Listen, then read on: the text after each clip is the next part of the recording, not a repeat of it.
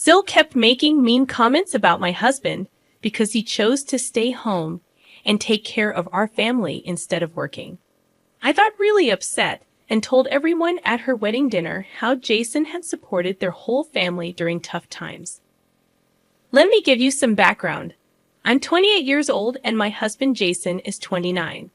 We met 6 years ago and got married 3 years ago. We have a 1-year-old daughter together. I met Jason through my brother, who is friends with him because of their jobs. Jason used to be a police officer, and my brother owns a pizza place where Jason used to hang out. One year, my brother brought Jason home for Thanksgiving, and that's when we met. After dating for 3 years, Jason proposed, and we got married. I had met most of Jason's family before we got married, and they were usually nice to me, except for my sister-in-law Janice, who is 27. Even though Jason assured me that Janice would warm up to me eventually, she never did. She never openly showed her dislike for me in front of others. Instead, she would make subtle insults and backhanded compliments, passing them off as jokes. At first, it really bothered me, but after a while, I got used to it. I got used to ignoring Sil's mean comments because I didn't want to give her the satisfaction of seeing me upset. She never said anything rude when my husband Jason was around, probably because she didn't want to upset him. Jason knew about the tension between his sister and me and made sure I wasn't alone with her during family visits. I didn't want Jason to cut off his family because of Sil's behavior, so we just pretended everything was fine. We both tried to ignore Sil's comments, even though it wasn't easy. We didn't really have any other choice. Looking back, I wish I had spoken up instead of staying silent. I was worried about causing trouble or being seen as overly sensitive. But I couldn't stay quiet any longer, especially after what happened recently. Jason used to be a police officer, but he quit his job to be a stay-at-home dad a few months ago. I'm a working mom with a demanding job as a trauma surgeon. My husband and I were struggling to balance our careers with raising our daughter. Both of us had demanding jobs and couldn't spend much time at home. We relied on daycare and our parents to take care of our daughter when needed, but it didn't feel like enough. We felt like we were missing out on important time with her, and we worried she wouldn't have us around much as she grew up. About a year ago, my husband Jason and I had a serious talk about this. He decided to quit his job as a police officer so he could spend more time at home with our daughter. I didn't push him to make that choice, but he felt it was the right thing to do since I earned more money, and he believed it was fair for our daughter to have one of us around most of the time. I asked Jason countless times if he was sure about quitting his job to become a full-time dad. It was a big decision, and I wanted to be sure he wouldn't regret it or feel resentful toward me. But he reassured me that he was happy to take on this role.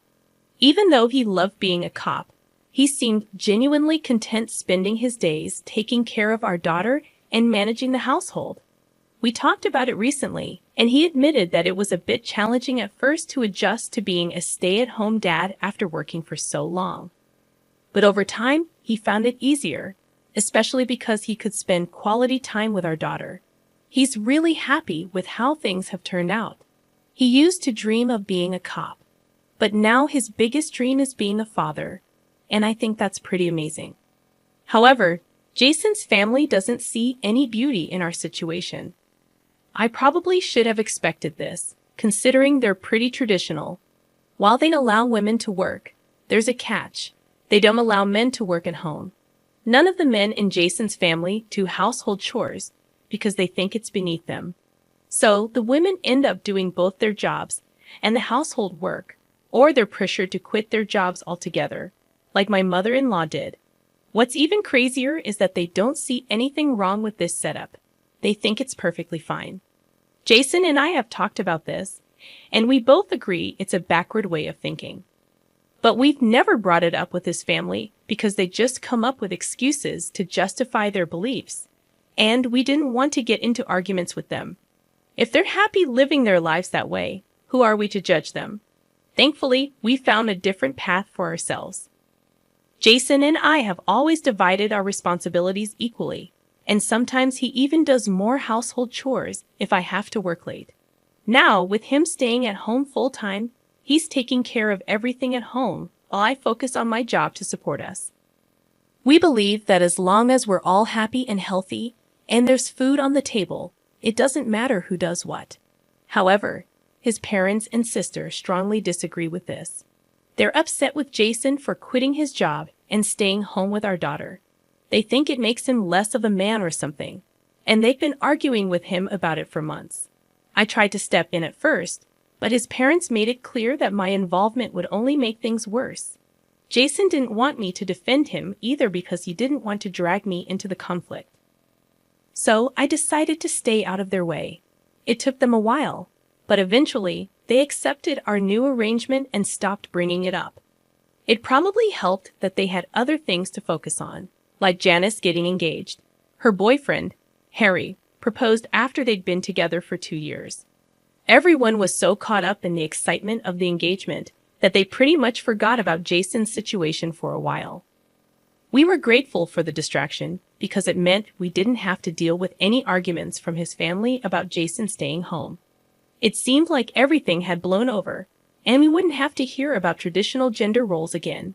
But then, at Janice's rehearsal dinner yesterday, the topic came up again. So we had a bit of a crisis. Janice's wedding was just a day away, and we needed to figure out how to handle the situation quickly. We needed help urgently, so we posted about it hoping for a fast response. During dinner at the rehearsal dinner, Jason and I were sitting across from Janice and her fiancé Harry. Their parents and a few other family members were there too, and we were all chatting happily. Everything seemed fine, and I was relieved that we were getting along well, especially after the tension from Jason quitting his job. But then Janice suddenly changed the subject and asked me about my work. I felt really uncomfortable, but I had to answer Janice's question about my work because it seemed innocent enough. I just said everything was going well and hoped she'd leave it at that. But then she turned to Jason and made a joke about how he's now living a life of leisure since he's not working and relying on my income. She didn't stop there. She kept making jokes about how he's not in charge anymore and cracked some other mean jokes about him. Jason tried to brush it off and smile, but it was clear he was hurt. I couldn't take it anymore. It was like all the frustration from dealing with Janice and her family's outdated views just boiled over. So I decided to bring up something that nobody wanted to hear. I couldn't hold back anymore, so I told Janice that she could joke all she wanted, but Jason was still a better person than anyone in their family. I pointed out how audacious it was for her to make fun of Jason, considering that without him, she wouldn't have been able to go to college or even meet Harry. Jason had been helping his parents financially since he was 18. It was a dark time for their family when Jason's father lost his job while Jason was still in high school. Janice was too sheltered to notice the struggles in her own family, and her parents and Jason made sure to shield her from it. They never said no to her, even when they were struggling themselves. Jason had to work 2 jobs to support them while his father searched for work. Thankfully, they only had to endure this hardship for about a year. Thanks to Jason's support and some savings, Janice never knew about any of this until I brought it up at the rehearsal dinner.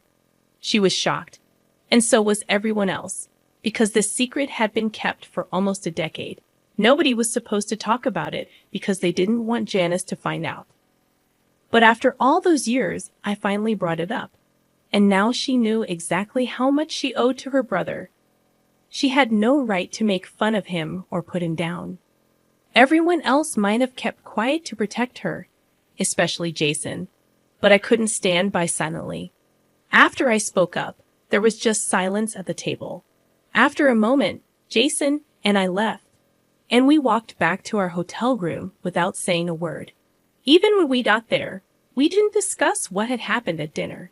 I knew it would become a big deal, and so did Jason. But his silence told me he didn't think I did anything wrong, so there was no need to talk about it further. The next morning, when I woke up to the sound of knocking on our door, and it was Jason's parents. They wanted to talk to me right away. After they came in and we all sat down, they got straight to the point. They told me that the family wanted me to apologize to Janice. They felt that what I said at dinner was something they had kept from her for a long time. and it wasn't right for me to bring it up. They said it wasn't my place to say those things to her, and it had ruined the atmosphere of the evening. They also mentioned that Janice was just joking around with Jason like siblings often do, and now she was upset and couldn't stop crying, and it was all because of me. I realized I had no justification for getting so defensive and revealing such a big secret, knowing the impact it would have on their family. Janice was feeling incredibly guilty and kept apologizing to her parents, realizing she had been a burden on them without even realizing it. Her parents explained that she was having a total breakdown, which is exactly why they never wanted her to know the truth about their past struggles. They believed she was emotionally fragile and wouldn't be able to handle it, and her reactions seemed to confirm their fears. Now they want me to apologize to Janice and the rest of the family for my outbursts and tell her I didn't mean what I said. I have until the end of the day to decide, but they want me to resolve things before her wedding tomorrow. There's a one-day gap between the rehearsal dinner and the wedding, so she has time for her friends to arrive. It's fortunate that I have until the evening to decide what to do. Jason believes I shouldn't apologize because I was just standing up for him, and Janice has always been rude to me, so it's time I stood my ground. I've been leaning towards the same viewpoint. However, with Janice's wedding coming up tomorrow, I don't feel good about potentially causing her to have a breakdown right before her big day. Most of her family members think I owe her an apology, but I know their opinion is biased. Even Jason's opinion might be influenced by our situation. So I've turned to Reddit for a neutral perspective. I brought up how my husband helped his family in the past because Janice kept making fun of him for being a stay-at-home father. Update 1. It's evening now, and I've read the comments. I've decided I don't need to apologize for anything. Jason and I are packing up to leave because it would be awkward if I don't apologize and still go to Janice's wedding tomorrow. We're going to tell his parents we're leaving, because it wouldn't be right to just disappear without saying anything. Jason and I discussed this earlier, and he thinks it's the right thing to do. Janice has always been rude and insensitive, and it's time she faces the consequences. Jason's family has been difficult to deal with since he quit his job. He expected them to support him, but they haven't. They make him feel bad for wanting to spend time with his daughter. We knew that they had old-fashioned views about work and household chores, but we hoped they would change. Since they haven't, it's their fault if we stop talking to them. We're happy with our lives, and if they can't be happy for us, we don't want them around. They've been negative and critical of us for months, and we don't need that kind of energy in our lives. So we stood up for ourselves because we had enough. Jason's parents didn't like it and called us selfish, saying we needed to consider how our actions would affect Janice's wedding. They thought our absence would cause a scene and take the attention away from her. Janice herself showed up after hearing the argument. She said it was okay if we didn't come to the wedding, and actually preferred it that way. But then she accused me of being selfish and trying to ruin her wedding. We ended up arguing, which wasn't great, but it gave us a reason to leave without more drama. They didn't try to stop us, which was a relief. We just want to focus on our own lives now. We might forgive them if they apologize, but that seems unlikely. Right now, we're just happy to be home with our daughter. Jason's playing with her while I write this. Our family feels perfect, no matter what anyone else thinks. Hey everyone, this update is a day after the wedding, which we didn't attend.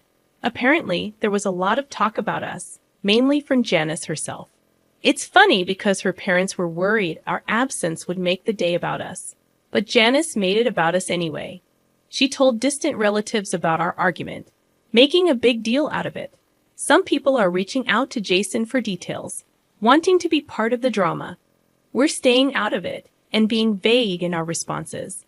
We don't want to stoop to their level and get into more fights. Janice loves drama, and we don't want to give her more.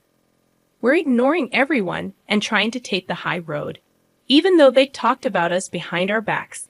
We just want to move on and leave the drama behind.